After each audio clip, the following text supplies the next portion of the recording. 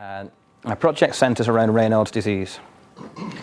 This is a condition. It affects about 10% of people in the UK, and when you look at studies, worldwide demographic studies, it seems to be consistently about 10% in most countries, particularly northern countries with a colder climate.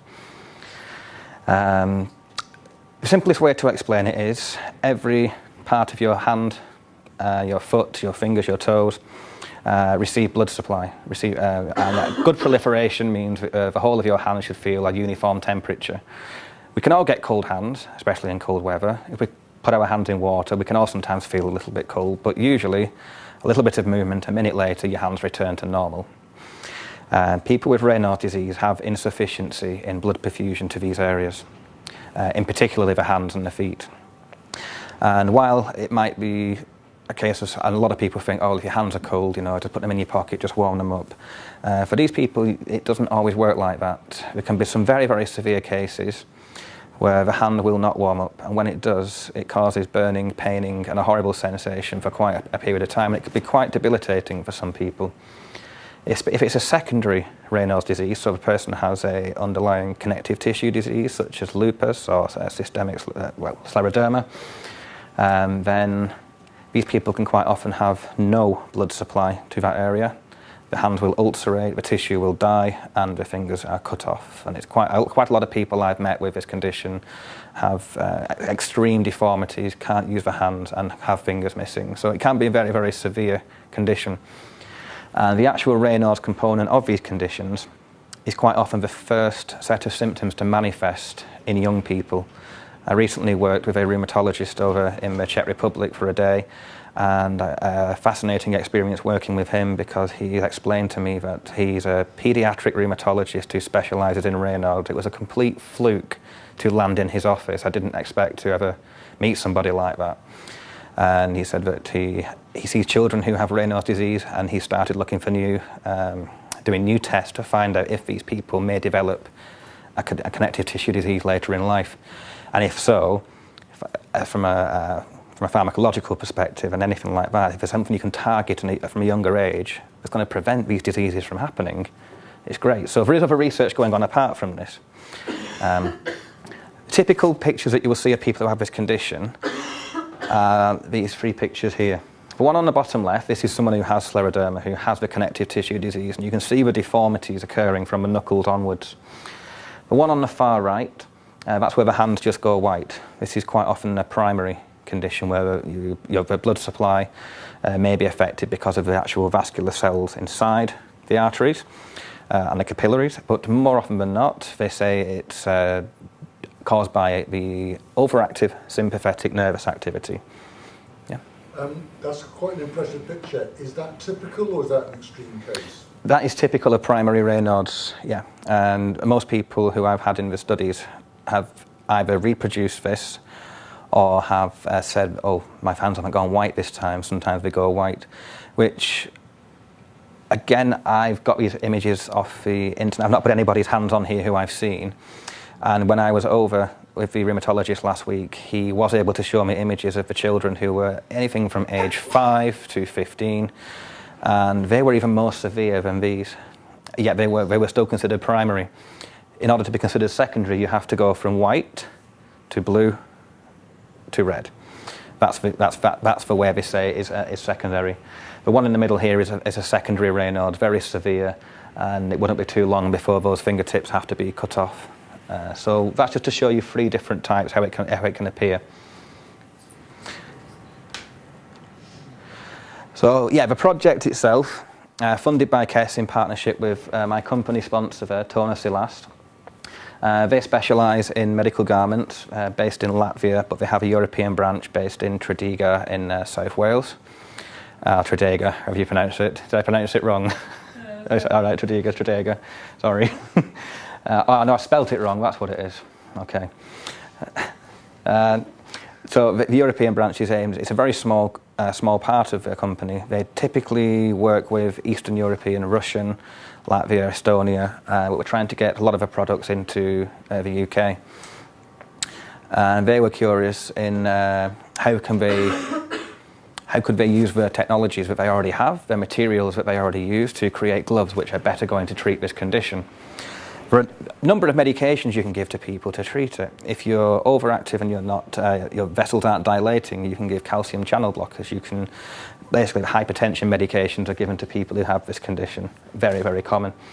But people don't like taking medications which are designed for something else, even though they're having a benefit. There is no Raynaud's disease medication because most people will live with it, get on with it, or have a condition which is treated by a different medication. So therefore, for the pharmaceutical company, there's not much money in it. So the best way to treat it, people find, is to stay warm, to keep warm, keep you get the symptoms in most cases. So looking at the gloves which they use and trying to make them better, that was the basis for the product. The Raynaud's and Scleroderma Association told us that the provisions currently available for people with Raynaud's are poorly designed. They are a great idea. Some people will find them effective, some people won't, but the most common problem is if you've already got a problem with your hands and you've got giant, thick, warming gloves on with heating elements and things inside and you need to get some change out of your pocket, you can't. The glove has to come off. The change in temperature, the hands shut down. And you can try and put the glove back on and warm it back up again, but it can take hours. So there was room for us to try and work on improving this. So that's why I showed a picture of a sewing machine. I went from a chiropractic career to stitching materials together to try and make gloves, which did not work very well. So that was a one-year MRes project. These are just some of the materials I tested. I was fortunate enough to be working with another PhD student who created some calibrated temperature sensors. So I was able to place these inside reusable heat pads, activate them and see how long it took for the heat see the temperature change over a period of time. Then by wrapping them inside the different materials and the different gloves, I was able to do comparisons to how the heat dissipated over a period of time. So yeah, I did 72 different tests. Each one took 150 minutes, and that was the MRes. But it was 12 different materials, some of which were combined together. Just to give you an idea, these are some of these specialist Raynaud's gloves you can buy. As you can see, they're usually ski or motorbike gloves, so it can be quite costly. But I'm going to get this picture a little bit bigger for a second here, I think, if I can. I can't. I X-rayed inside the gloves to see what they look like rather than tearing them to shreds, which I eventually did anyway. I had a look inside on X-ray to see where the heating elements went, and each design was very different. Some heated the whole of the fingers, some the whole of the hand and the fingers, and one heated just a band over here. So it looked like there was some reasoning behind why people would choose to do this. Started looking at what happens if you were to heat the hand proximally or distally. If you were to heat the hand proximal, so the blood entering the fingers is warmer, is it going to have an effect? Is it going to be suitable for us to place heating elements strategically?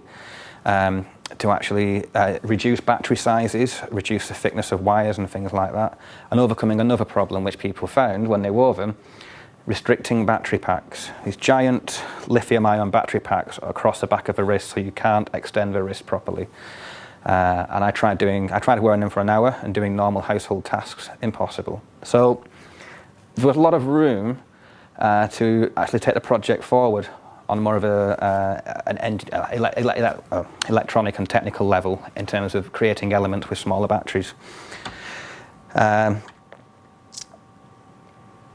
so that's what I've just said there. I started thinking about this, and then this second project was born based on the thoughts and the findings from the initial part of the study.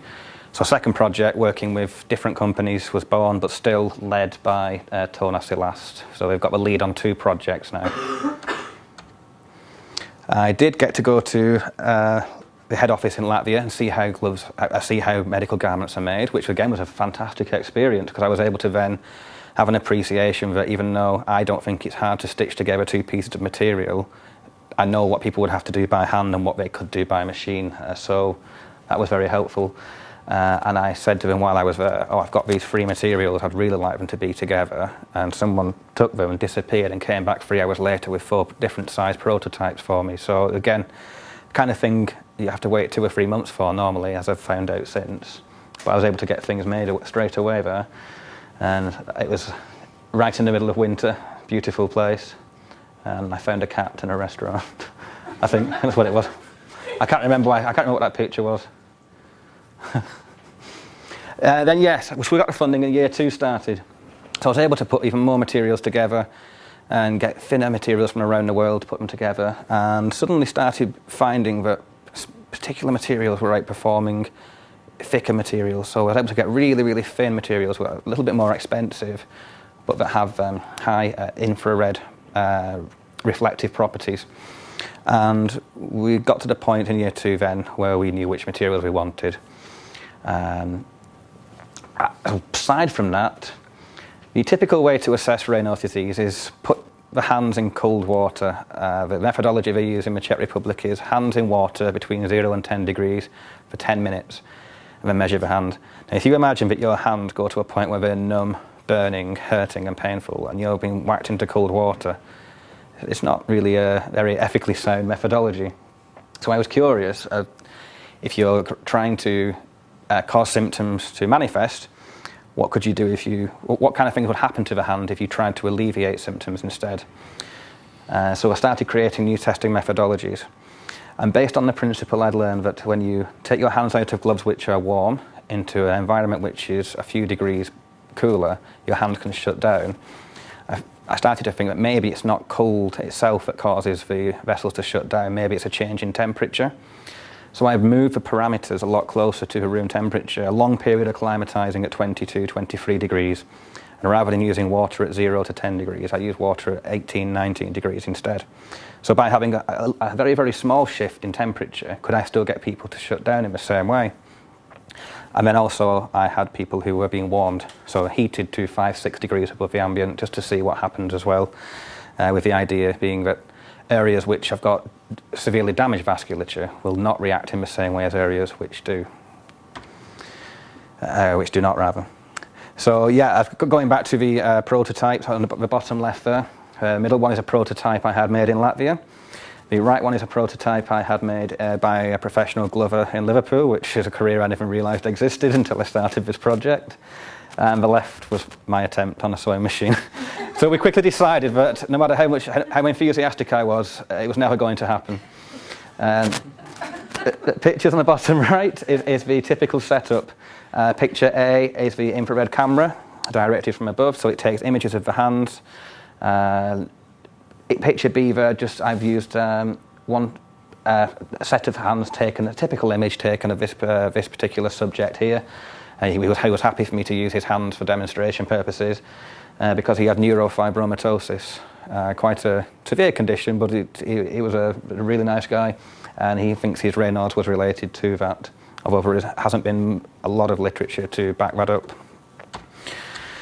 So yes, as I've explained, this new testing methodology, I wanted to try and find, so the old method, hands in cold water, I changed it slightly, brought the parameter up, and then for warm, trying to use warm water, we piloted it, and to try and find a container which will keep water warm at the temperature we wanted was quite difficult. And so I decided, right, well, let's create an environment. Rather than the hands touching the water, we place the hands inside a bag instead, so that they're not in contact with the water. When you take the hands out, the hands are still dry, but it's actually surrounded by cold. I then tried to think of a way to warm the hand in a similar way. So how can we get the hand warm without them actually being in warm water? And I wanted to try and aim for equipment 28, 29 degrees, and I ordered a baby chick incubator and put cardboard around it, and every time I turn it on, it hits 28 to 29 degrees. It's complete, again, it wasn't, if you see a picture of it, it's not the most scientific looking thing you'll ever see, but it's working. The pilot went really well. The pilot's been presented at the World Physiological Society, and it generated a little bit of interest from a company in Sweden who have been doing similar research with mice. So it's going along very well. The actual first study, just to give you some ideas of how many people took part, 48 took part, and 10 of which had no history of Raynaud's disease. And 50 minutes to acclimatise at 23, 24 degrees, and then 2 minutes of provocation at a sustained temperature, and then infrared images recorded 5 minutes beforehand, immediately post-provocation, and for 15 minutes afterwards. And a measurement called the distal dorsal difference, which is a parameter used by researchers before was taken, and I initially started measuring from the wrong place. So rather than, they had a machine which automatically would measure the whole of the back of the hand and give an average. It would automatically pinpoint and measure a place here. The software we have, you have to do every point by hand. You have to draw the areas by hand. And I'd been doing a point here and a point here. I'd misread, which then turned out that I'd created a new measurement area which was just as sensitive as the initial distal dorsal difference area, which means for anybody who's using our software, it can be done in half the time, and it's just as sensitive to the changes in people who have Raynaud's disease. And we started to build recovery profiles. Did this visually. Again, these images don't work here, so what I have got, just to show you, over a period of time, this is somebody who has non-Raynaud's hands. In a second, the hands will cut off. This is just before. This is when the hand had been in cold water. And so over a space of about 4 or 5 minutes, the hands are back to normal with good perfusion all the way through the fingers and the hands. The person who has Raynaud's, you can already see the hands are completely shut down. The areas which are very blue and dark blue are around about 8 degrees, 9 degrees, and a good 15, 16 degrees lower than the hand here. So cold water, even though you can see, and it's very dramatic, and you can see there's a problem here, diagnostically, there's not a lot you can do with this other than say, yes, you have Raynaud's. It's not really beneficial to the patient. Under warmth, these are my hands, glowing in the dark as usual. So again, very uniform colour all the way through. Before testing, round about now just after testing, and then they normalise very quickly. And again, this is somebody with Raynaud's disease here. So when it flashes in a second, it's not going to flash now, is it? Yes, it is. Okay, so this is when they came in. This is roughly where I warmed the hands, and then we were able to see that the hands shut down again, and then started to come back. And by the end of it, some fingers come back at different rates to the others. Areas of the hand have different rates of blood flow returning. So we were able to build some recovery profiles from this.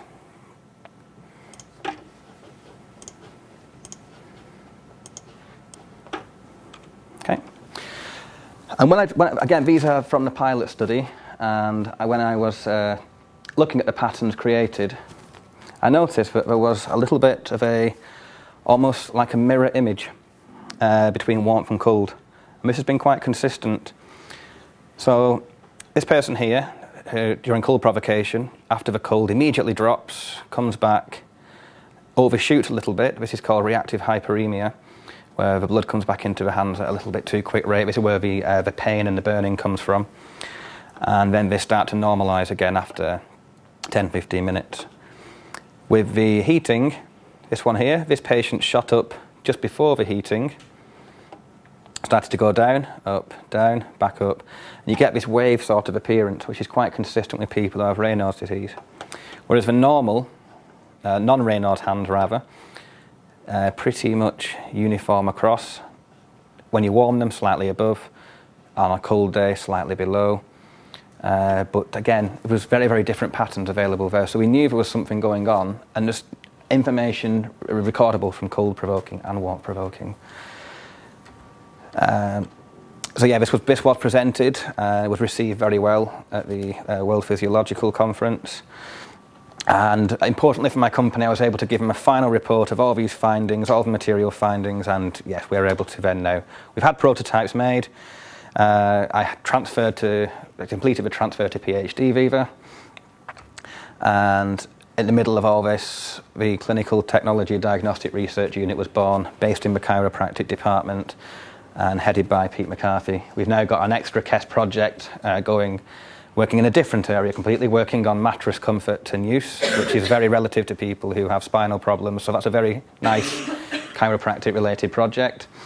We also have a research assistant who is partly working with Raynaud's, but is also working with cervical range of motion in elite rugby players. She worked with the Australian rugby team when they were over here recently, and other sports, American football, ice hockey, and all at national and international level. So we've got quite a good little research group going now.